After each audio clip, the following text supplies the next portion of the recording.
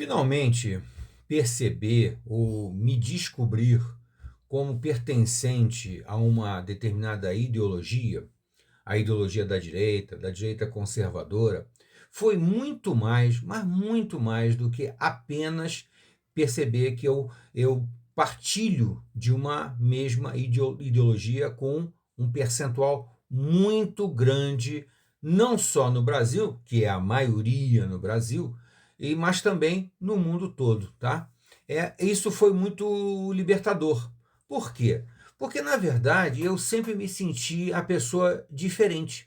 Em quase todos os grupos que eu participei nos últimos 20 anos, ou talvez nos últimos 30 anos, eu percebi claramente que eu tinha sempre que conter um pouco as minhas opiniões, a minha maneira de pensar, ou mesmo a minha maneira de falar, porque senão eu poderia ofender alguém, ou então eu poderia incomodar alguém, a minha opinião podia não ser bem aceita.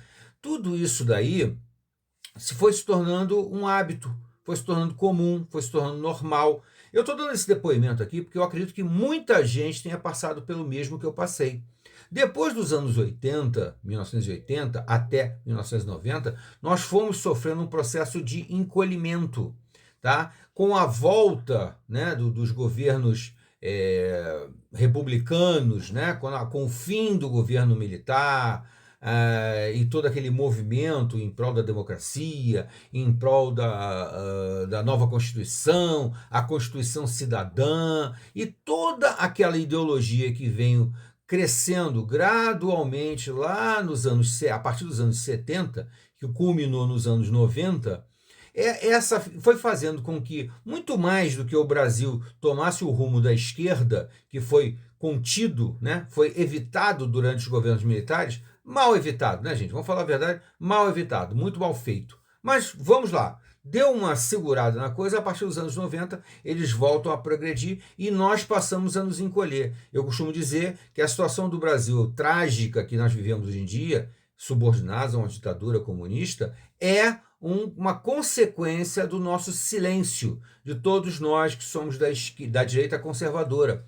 Nós acabamos nos silenciando por um movimento muito maior, tipo uma opressão silenciosa, uma obrigação de você se adequar aos padrões deles. E todo mundo foi ficando quieto, foi ficando em silêncio. Isso também aconteceu comigo, tá? Eu acho que aconteceu com quase todo mundo. Pouquíssimas pessoas continuaram lutando em função da ideologia correta, do movimento de você ter liberdade de expressão, liberdade de fala, liberdade de pensamento, e muito mais do que a liberdade de pensamento, mas a liberdade de expressão, de dizer o que você pensa. Eu passei 20 ou talvez 30 anos sem dizer o que eu penso. Tá? A partir dos anos 90 até 2024. Eu passei a me silenciar. Eu não deixei de pensar do jeito que eu sempre pensei. Eu nunca deixei de ser conservador. Eu nunca deixei de ser de direita. Eu nunca deixei de pensar dessa forma. Mas eu me encolhi.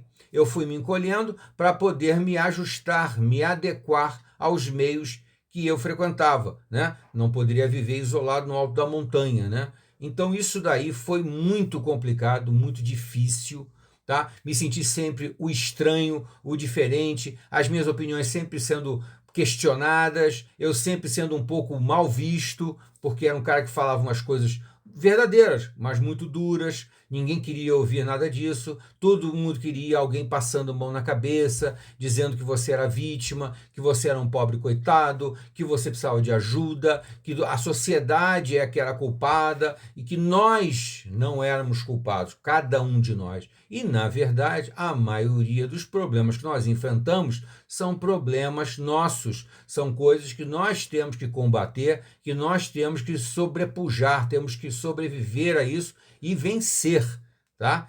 Toda essa mentalidade, que sempre foi a minha, ficou amortecida, ficou encolhida em função de uma opressão silenciosa, uma coisa tácita, uma coisa que ficava subjetiva, que você apenas para se adequar a conviver com as outras pessoas, você tinha que conter as suas opiniões. E quando eu manifestava, eu era sempre visto como exagerado, absurdo, excessivo, mas só que agora, de uns quase 10 anos para cá, outras pessoas que se tornaram icônicas foram nos libertando dessas amarras, desses grilhões, dessa censura, né, subjetiva, sutil, que foi nos arrastando para essa coisa silenciosa, calada, em que a nossa opinião tinha que ser sempre controlada, contida, censurada até por nós mesmos.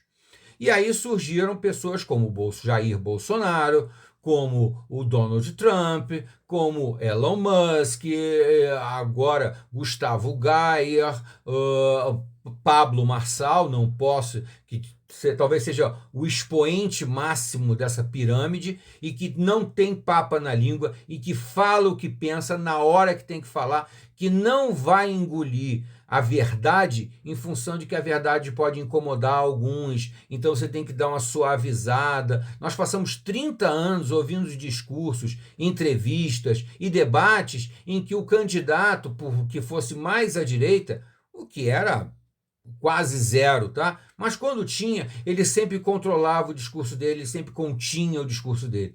Eu sempre cito de exemplo aqui o doutor Enéas Carneiro, candidato a presidente da República lá nos anos 90, que era assim, ele falava o que ele pensava do jeito correto e nós achávamos ele exagerado, alguns até consideravam ele meio maluco. Por quê? Porque ele fazia o que ninguém esperava, ele criticava exatamente como tinha que ser criticado. Então foi muito libertador depois do Dr. Enéas e depois de todas as figuras que eu já citei aqui, né? O caso do Bolsonaro, do Elon Musk, do Donald Trump, gente que é dura, que é incisiva e que fala o que tem que ser dito na hora que tem que ser dita, doa em quem doer, não tem essa. Tem que falar, é isso mesmo. A gente não vai mais ficar usando de meios termos, de figurações e de metáforas e de eufemismos para não ofender aos milindres, aos delicados. Então, tudo isso aí foi uma construção que foram murando a gente, foram fazendo uma definição dos limites até onde a gente podia ir. E, na verdade, não é nada disso. Nós fomos educados de tal forma que nós aprendêssemos a sobreviver, convivêssemos com a crítica, logicamente, uma crítica construtiva, uma crítica que tivesse um objetivo prático, não apenas uma declaração de impossibilidades ou de coisas ruins que você pode falar de uma pessoa, não, mas você fazer a crítica na medida em que ela tem que ser feita, porém, logicamente, objetivando uma melhoria, um aprimoramento, porque senão fica também vazio, né? Mas é fundamental a gente ter essa sensação de liberdade que eu voltei a ter de uns quase 10 anos para cá, em que eu voltei a falar o que eu penso sem nenhuma restrição. Logicamente, como eu sempre digo, logicamente, sem ofender ninguém, porque ofender não resolve nada. Ofender não, mas falar absolutamente tudo da maneira que tem que ser dita, doa em quem doer, que é exatamente o que tem feito há muito tempo já, né?